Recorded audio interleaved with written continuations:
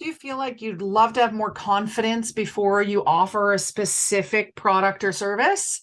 Then this episode is for you because I'm going to give you the 5 things that you can do to increase your confidence before you make that offer. Hello, lovely dynamic women, and welcome to the Dynamic Women podcast. I am Diane Rolston, your host. And today, we're going to talk about the 5 things you can do to increase your confidence about a product or a service offer. Now, this comes from a previous episode that I did where I talked about how you don't need to prove yourself to everyone before you make an offer. But if you're still feeling like, I'd like to do a few steps before I make an offer, then this episode is going to talk about these things that you can do. You don't have to do all 5. You don't have to do any of them if you don't want to, but it gives you at least some knowledge about the things you can do if you want to elevate your confidence before you make that offer and potentially making a better offer.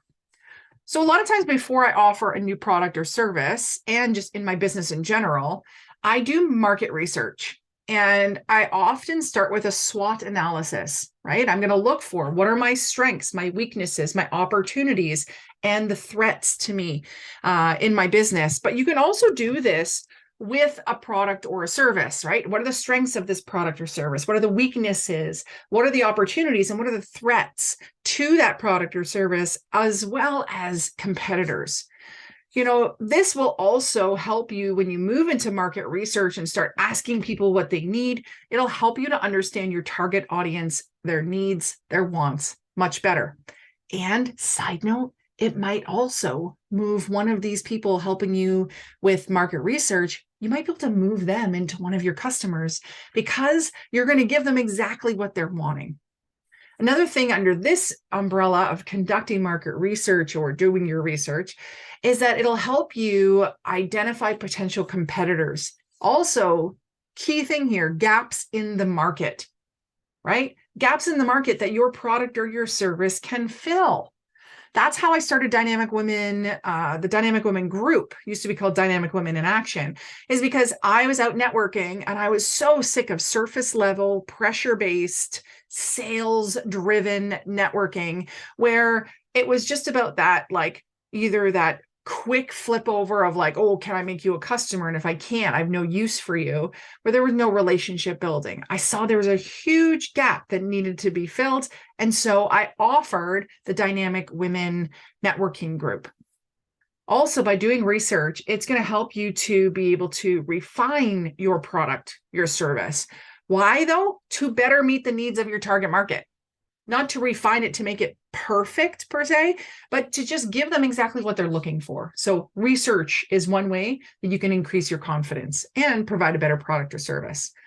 Gathering feedback is the second piece, right? So you can go to potential customers, so not just market research, but potential customers, and gather feedback from them. And it can help you understand, how do they perceive this product, this service that I'm going to offer? Also, you can identify at that point any issues, any concerns that they have about it, and make improvements before you launch. Also, in that previous episode, I talked about how we don't have to offer free, we don't have to offer beta, right? And that we shouldn't fully develop a product, a service, like a course, until we kind of start to jump into it and offer it and make sure there's a need for it. So this will allow you, by gathering feedback, to be able to start kind of earlier and to get that feedback. I had a course where I was developing it fully, and when I launched it, no one bought it. And that's because the name was wrong. The name made people feel intimidated. And instead, I thought it would give them permission to not have that trouble, but instead it evoked that limiting belief in them. And so just by a simple name change, I was able to have a better course that sold. The only problem is I had already recorded a bunch of the stuff. And so I had to go and re-record things, which was really annoying. But gathering feedback would have really helped me to make this improvement. You can do this in many different ways: surveys, focus groups, and okay, yes, you can do a beta version, but let's not call it beta version. Let's just reach out to people and say, hey, I'm going to offer this course, this program. and this, service or whatever to a small group of customers, I'm inviting you before I offer it to the general public. I did this with the Dynamic You program the very first time, and I had 25 women pay to be in the program, right? Invest to be in the program, where I got paid and they got results. Now, is the program better now that I've run it? I don't know, a few dozen times? Of course it is. Did they invest less money than people do now? They did. So I think that was a complete win-win. The third thing you can do is to test your product or service. Now, when you're testing them, you want to make sure you're testing it in real world conditions. So if you're going to test a course or test a product, make sure it's with who is actually going to be the end user. So with my courses, actually, I'll share about when I first started coaching, I offered 30 sample sessions in 30 days so that I could get better at just kind of coaching on the fly. And what I said to people was, I don't want you to say yes to this if you feel bad for me, if you don't really want the coaching session, but you want me to help, you want to help me reach my goal. I don't want you to be part of it. That's not real world for me. I want the people who are actually going to use it, not just family or friends, or people that would never pay for it. Right? So try to find the right people to test it in the right conditions, because that way you're going to really be able to identify any issues, any bugs, make any improvements before launching. Even just to like have someone go through your course and just check that all the links and everything are working is crucial. It can also include conducting like tests on, is this usable? Like, does it actually work? You can run a pilot program if you wanted. Just offer it to a small group of customers before you make it public, get the feedback, make the changes, and then put it out there for real. Number 4, this is oftentimes something that people don't do, even though it makes sense that you would do this, even if you're going to offer a course pretty quickly, is to develop a marketing plan. When you have the right marketing plan, it's going to help you to reach that intended audience, your number one primary audience of clients. It'll help you also to get the right interest in your product or service. If you're just going to throw it out there and hope that people find it and buy, that's probably not going to happen. And that's going to kill your confidence. So some pieces that you're going to want to have in your marketing plan are, what are the key messages that you want to put out there?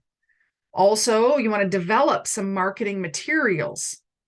Maybe it's social posts, videos, landing pages, website. Maybe it's printed materials. You also want to have a plan for reaching your potential customers through things like advertising, social media, through organic or through paid avenues, as well as all the other channels that are out there. And when someone asks me, which way should I market this? I'm like, write them all down and then pick as many as you want. You might want to only do one way. I know some people that only do Facebook ads, some people who only offer from stage, some people who only do podcast interviews. My feeling is, why not do as much of these, as many of these different options as you can, right? Do all of them so that you can bring the required or your ideal number in.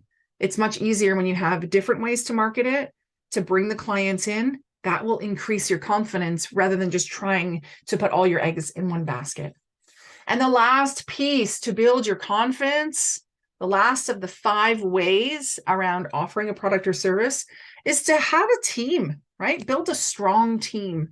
They can help you to execute the putting together of the product or service, the offer. They can also help to address any issues, any concerns that arise. I am so grateful that I have my 2 main virtual assistants, Christine and Carissa, who help me to put things out there. I can be more confident because not necessarily that great at building landing pages, email sequences, all these things. I can do them all. Do I want to do it? No, I want to stay in my own lane, which is things like talking on podcasts, having my own podcast, speaking from stage, running events, doing sales calls. These are the things that I want to do, and having my team be able to do that and have you have a team that can do that is great. Also, it might mean that you hire experienced professionals. You know, I have a business advisor, I have a speaker business coach, I have other professionals around me who provide different expertise in different areas, especially when I'm going to offer a product or a service. Things they can help with might be product development, marketing, customer service. It might just be mindset. I know that in the episode that I mentioned before about how you don't have to prove yourself to everyone, mindset is a real thief of action. And sometimes it's clarity on what to do. So clarity, getting into confidence and having action around the thing you're doing. Sometimes you just need someone there to do the coaching piece, to kick your butt and to keep you accountable to be moving things along. So I just gave you 5 different things that you can do to increase your confidence when you're doing a product or a service offering. 1 is conducting research, 2, gathering the feedback, 3, testing your product or service, 4, developing a marketing plan, and 5, build a strong team. So take these steps, take these steps. It can't hurt. You can do all of them. It can increase your confidence and make your product or service even better when you make your offer. So it can help you be better positioned for success when you're making your launch. So which one are you going to do? All of them, some of them, one of them, or none of them? Let me know. And I'm encouraging you, if you have a different topic that you would like me to answer, to share more about, to talk through, then send my team an email, team@DianeRolston.com, and let them know what it is. If you haven't yet, hit subscribe, share this with a friend, and write us a review. We'd love to hear what you think about our podcast. And when you do so, please take a screenshot and also send that to my team@DianeRolston.com with your mailing address so that we can send you a little something special in the mail. Until next time, everyone, stay dynamic. Bye.